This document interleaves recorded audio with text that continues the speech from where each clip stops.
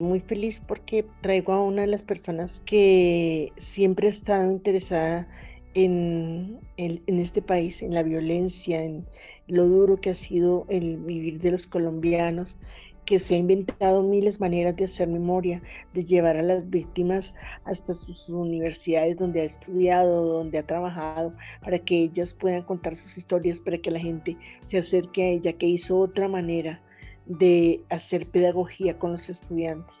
Ella es Claudia Victoria Girón Ortiz,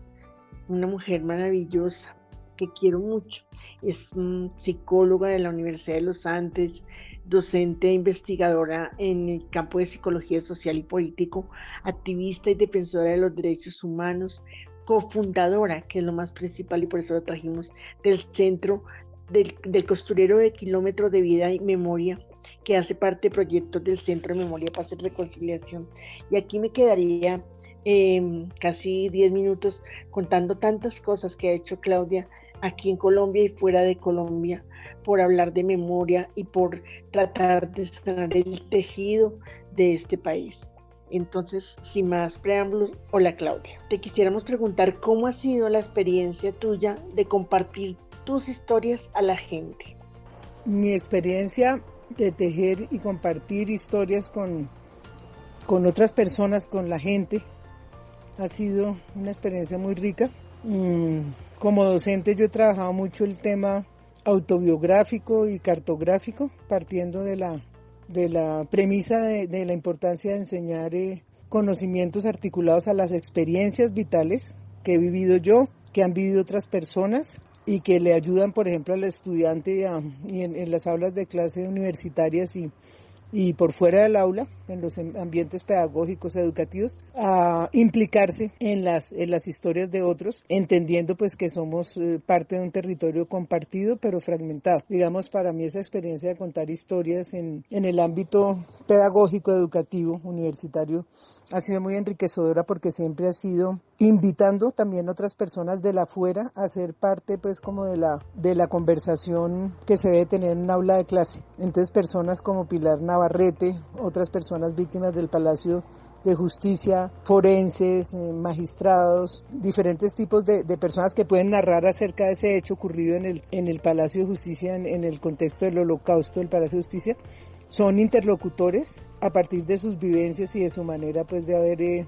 abordado ese hecho desde lo profesional, desde lo personal, para hacer incidencia. Ese tipo de voces, cuando se tejen y permiten que las personas se sientan parte de la historia, son pues mi objetivo de trabajo. Para mí, yo soy una contadora de historias y como docente lo hago, pero también lo he hecho a través del arte y las narrativas testimoniales, fomentando los encuentros y la posibilidad de dialogar con los otros, no como si fueran público espectador de un drama ajeno, sino como espejos de una historia que está fragmentada y que debe ser comprendida a partir de entender esos fragmentos, porque están dispersos y porque es útil componerlos y hacer parte pues de un territorio común. No hay que pensar que hay que darles voz, entre comillas, a los que no tienen voz, sino partiendo del hecho de que todos tenemos voz. Entonces es más bien generando espacios de escucha y teniendo en cuenta pues los propios oídos, los propios dolores que a veces impiden dejar entrar otras historias, los esfuerzos que hay que hacer colectivamente e individualmente para dejar entrar historias que nutran nuestro bagaje de experiencias para ser mejores personas en este país. Muchas gracias. Ahora nos podrías contestar cómo responde el Estado y las instituciones a las acciones de memoria en la que has venido trabajando. Bueno, pensando en cómo responde el Estado, cómo responde la institucionalidad estatal y otras instituciones frente a las acciones de memoria en las que he venido trabajando desde hace tantos años. Entonces, bueno, ahí es importante diferenciar, ¿no? Porque antes de que existiera el contexto de justicia transicional en Colombia, de pensar en términos de justicia restaurativa, aunque es complicado todavía pensar que eso se está aplicando del todo, pero bueno, se empezó a hablar de justicia transicional a raíz del 2005, cuando se crea por presión del movimiento de víctimas de crímenes de Estado y de instancias de la comunidad internacional, se crea una ley para darle soporte jurídico a a la negociación, entre comillas, que hizo el gobierno de Álvaro Uribe con los grupos paramilitares que se desmovilizaron. Entonces el Estado ha respondido en diferentes momentos de la historia de una manera agresiva, brutal, deslegitimadora. Cuando fuimos parte del proyecto Colombia Nunca Más, que es el núcleo pues como organizativo que antecede a la creación del movimiento de víctimas de crímenes de Estado, éramos 17 organizaciones y bueno, la respuesta del Estado frente a esos intentos de hacer memoria, cuando todavía la memoria no era muy popular en Colombia, muy, digamos, bien vista, no había permiso para hacer memoria, institucionalmente hablando.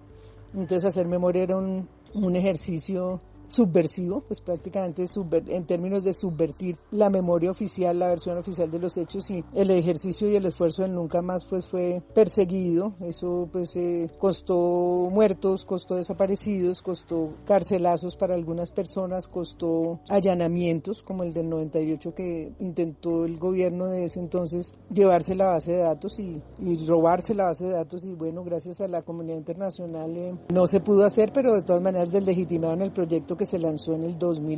el año 2000, con más de 40.000 casos de crímenes de Estado. La Comisión Nacional de Reparación y Reconciliación, que surge de la Ley 975 del 2005, empieza pues a hacerse como un ejercicio de ver las iniciativas de memoria en su valor y hacer una documentación y archivos por parte del Centro Nacional de Memoria Histórica de esas experiencias valiosas de ejercicios de memoria, tratando de encontrar a partir de esa memoria colectiva caminos hacia la construcción de una memoria histórica plural y de llegar también a la relación entre memoria histórica y verdad histórica. Este gobierno pues ha sido un retroceso en ese sentido, porque las acciones de memoria en que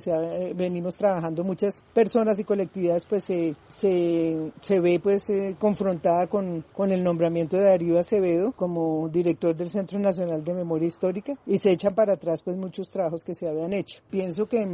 el Centro de Memoria, Paz y Reconciliación de Bogotá, del cual hace parte el costurero Kilómetros de Vida, como uno de los oficios de la memoria, ha sido fundamental para el desarrollo de nuestra propuesta de tejer memorias y de tejer, digamos, prácticas que se legitiman, se normalizan, y aprender en esa convivencia con el otro más allá del producto tejido. Qué bien y qué interesante todo lo que tú nos cuentas, Claudia. Muchísimas gracias. ¿Cuál es tu mensaje o qué tienes para decirnos frente a la situación por la que está pasando el país? La situación por la que el país está pasando es una situación muy complicada, muy dolorosa, pues donde se articula el drama de la pandemia, los contagios por el COVID, la falta de camas. Se evidencia pues los vacíos terribles del sistema de salud. Y bueno, lo más duro en este momento y esta situación, esta coyuntura tan complicada, es lo que se desencadenó pues a raíz del paro, del justo reclamo que hace la ciudadanía cuando tratan de subir, de hacer una reforma abusiva, y la gente sale a reclamar sus derechos de manera pacífica, y empieza esta respuesta brutal por parte del Estado y la negación pues de la gravedad de los hechos. Y en ese momento pues es clave la presencia de la comunidad internacional y de abogados de primera línea, psicólogos de primera línea, la articulación pues de muchos colectivos de trabajo que están contribuyendo a visibilizar, a acompañar. Entonces, pues para mí es esperanzador ver que de esta crisis ha salido también lo mejor de la ciudadanía colombiana, que no es fácil ver el aparato tan brutal de represión y de impunidad pues que se ha consolidado a los ojos de todos, pero bueno, que hay maneras de contrarrestarlo, y pues una de ellas es ver cómo se teje entre generaciones diversas, entre sectores diversos, un diálogo que vaya más allá del diálogo, pero pues que contribuya a conocer y reconocer que lo que está pasando pues es algo que no es nuevo. Los costureros es un reto que va más allá de la metáfora de tejer relaciones con otros, es la metáfora de narrar a través del arte textil, que surge de diálogos, que surge de encuentros, esa relación que hay entre el pasado, el presente y el futuro, y esas dimensiones del pasado, esas fracturas del pasado a la hora pues de entender eso que sigue pasando, porque sigue pasando. Entonces, bueno, yo tengo mucha esperanza en que nosotros seamos conscientes en este momento que hay cosas tan evidentes de la necesidad de articular, repito esa palabra, para mí pues es más bonita la palabra tejer, procesos de ver, por ejemplo, mostrarle a los jóvenes, pues a mostrarles a los jóvenes que el problema no empieza con la muerte de Dylan Cruz, la muerte violenta, el asesinato por parte de la policía de Dylan Cruz, sino que viene pasando sistemáticamente, y para eso es importantísimo trabajar memoria e historia. Eso trabajamos en el costurero a través de las cartografías de la memoria. La caja de herramientas que tenemos es recuperar, resignificar y replantear,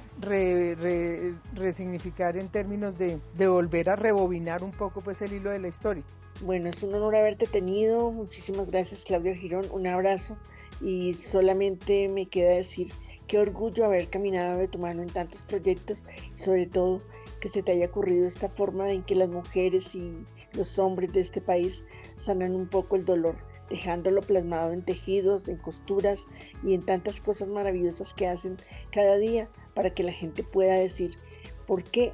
no podemos olvidar?